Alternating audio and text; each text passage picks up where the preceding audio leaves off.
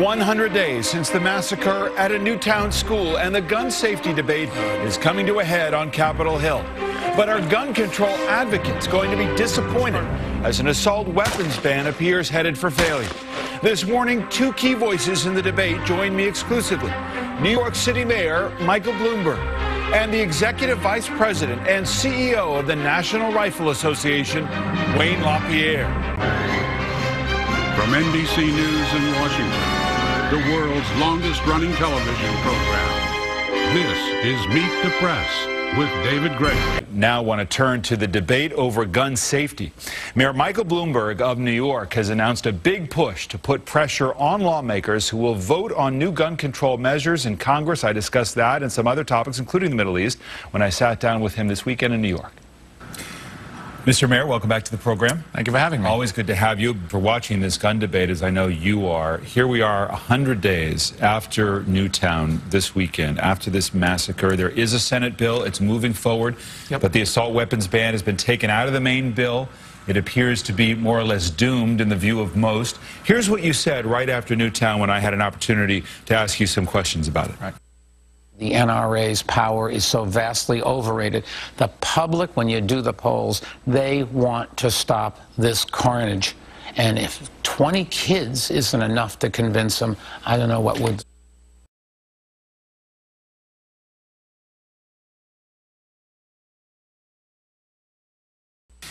The NRA's power does seem to be where it has always been.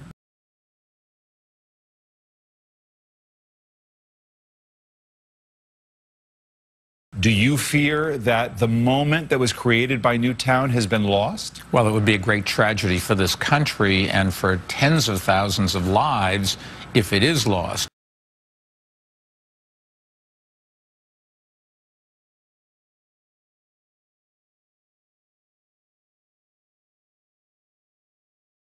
Having said that, I am cautiously optimistic.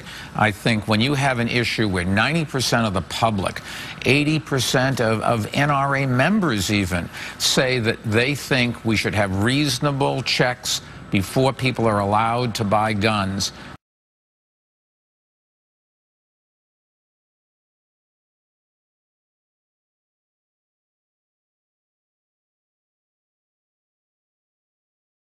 they all support the Second Amendment, as do I do.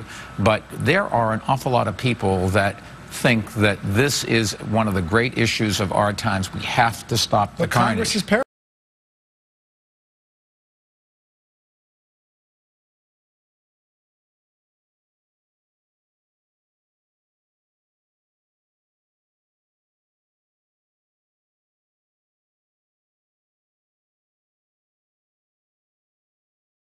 paralyzed, Mayor. You see that. I mean, you've got Democrats and Republicans who are not moved by these polls. Well, you'll be better able to judge that after the recess. We're running ads around the country. We've got people manning phone banks and calling. We're trying to do everything we can to impress upon the senators that this is what the survivors want, this is what the public wants, this is what the 900-plus mayors that are in our organization want. They're the ones that have to deliver safety to the streets every single day. This is what the 1.5 million people who've already signed up to our Demand a Plan website want. I don't think there's ever been an issue where the public has spoken so clearly, where Congress hasn't eventually understood and done the right thing. You don't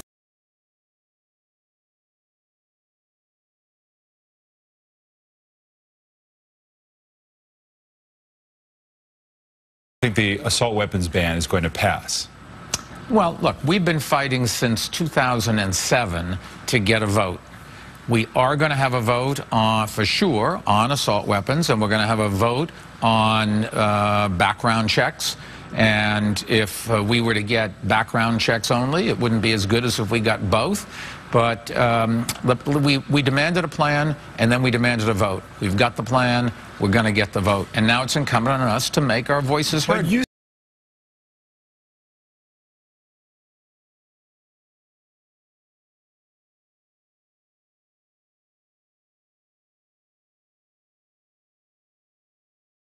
sound, frankly, Mayor, much more resigned. I mean, you, after Newtown, you said the NRA is not as strong as it used to be.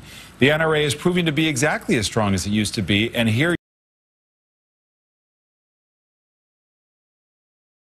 you seem to be celebrating the fact that there is at least a vote, but that's a far cry from achieving the results that you said were essential. And while I think we are going to win this, celebrating in advance isn't the right thing to do. We've got to go out. We've got a lot of work ahead of us.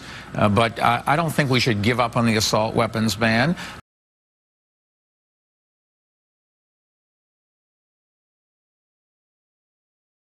But clearly, it is a more difficult issue for a lot of people. And I don't know that that reflects the NRA's power. It may be just that people have different views about assault weapons than they do about background checks.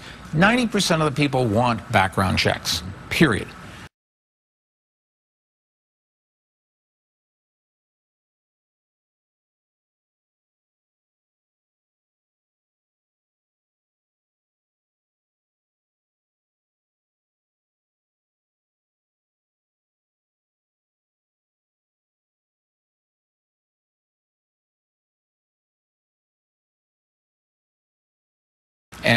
But you know the NRA says, look, if you do that, there's a secret agenda that the NRA and Wayne LaPierre talk about, which is to create a registry of all legal gun owners. And his view is, he said to Republicans, they either want to tax the gun or take them away. Okay, yeah, he can say anything he wants, but the truth of the matter is this isn't about Wayne LaPierre. This is about the public wanting to be safe on their streets. This is about the public having the right to buy arms and the right to protect themselves and the right to use them for sport, for hunting, but also it's about the public's right to keep guns out of the hands of criminals and the mentally ill.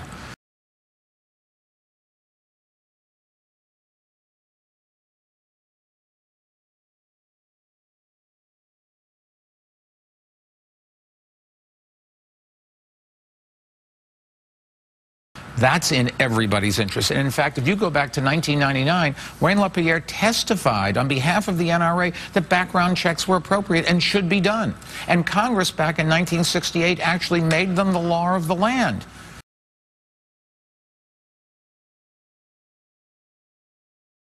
But they don't apply to 40% of the gun sales today.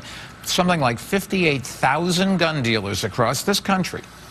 3 times the number of McDonald's stores, as a matter of fact. There's gun stores every place in this country.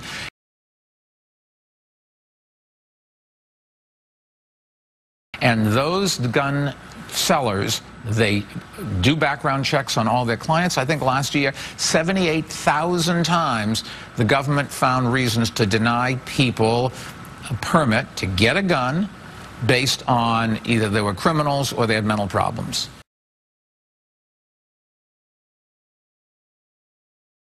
If that doesn't tell you that this is a real problem and that but good checks can really do something, I don't know what would. Let me ask you about, in New York, the NRA has filed a suit to try to defeat some of these gun control measures, which are more robust than what the federal government is talking about within the state, that are about magazines, that are about background checks and assault weapons. How do you react to that?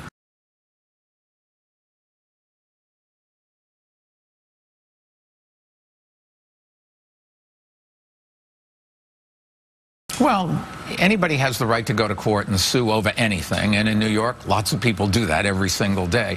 But the Supreme Court, which is the one that interprets what the Constitution actually means and says, has said clearly that reasonable background checks are consistent with the Second Amendment.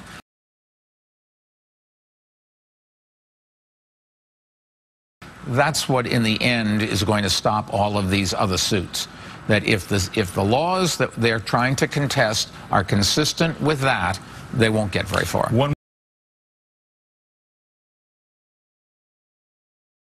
more on this. You made it very clear this week, you're paying attention to the vote in the Senate, in Congress, yes, and you're taking names. Yes. Will you target people, Republicans and Democrats, who do not support a weapons ban, an assault weapons ban, who do not vote for background checks? Will you spend money, lots of money, to target them in 2014 in the midterm race? Well, let me phrase it this way. I think I have a responsibility, and I think you and all of your viewers have responsibilities to try to make this country safer for our families and for each other.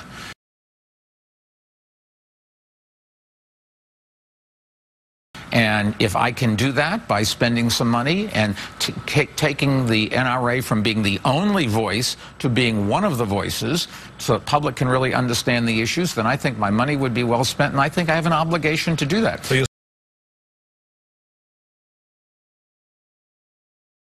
spend money on ads? We're starting to run ads today or tomorrow. I think I've spent $12 million on running ads in 10 states around the country.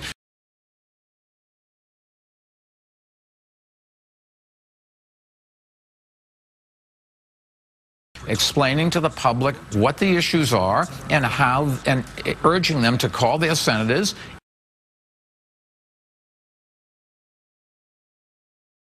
If they believe that we should have gun checks that stop criminals and people with mental illnesses from getting guns, they should call their senators. Will they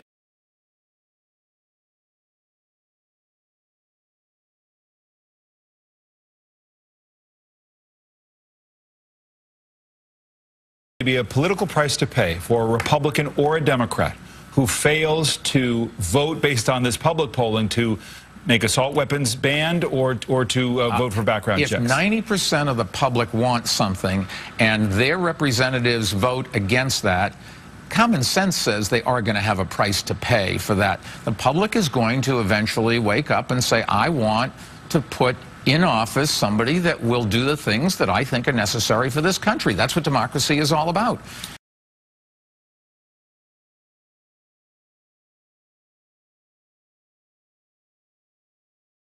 And all we're trying to do is to tell them what people are doing in Congress, who's voting for what, and then they can make their own decisions. A couple minutes left. Let me switch gears and talk about the fight for personal freedom here in New York City. Those people who oppose your effort in the name of public health to limit portion size when it comes to sugary drinks. A judge has ruled against you, saying the law doesn't make sense at the moment. How far will you take this push to limit how much soda you can drink in New York City? We're certainly appealing. We think the judge was just clearly wrong on this. Our Department of Health has the legal ability to do this, and we're not banning anything. All we're saying is we want to show you just how big the cup is.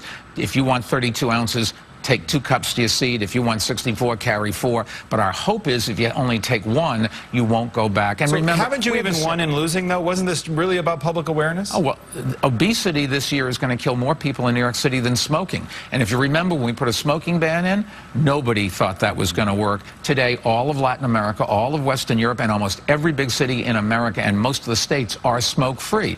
This is another thing. Obesity is going to kill more people this year in the world than starvation. Well, what about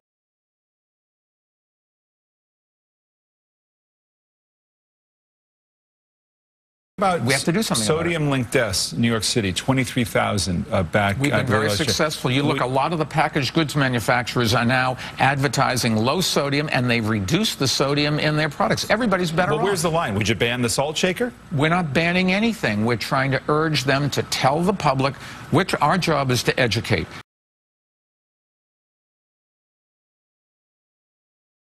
It's the public's job to decide when they look on the grocery shelf or have the lever on a soda machine, which thing to take, which product is in their interest.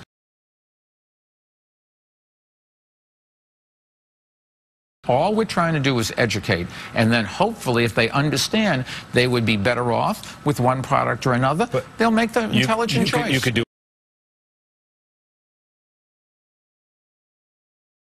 ads for education. As the executive of New York City, you're telling people what they can and cannot do. Why is that government's job to do that? We're not telling them at all.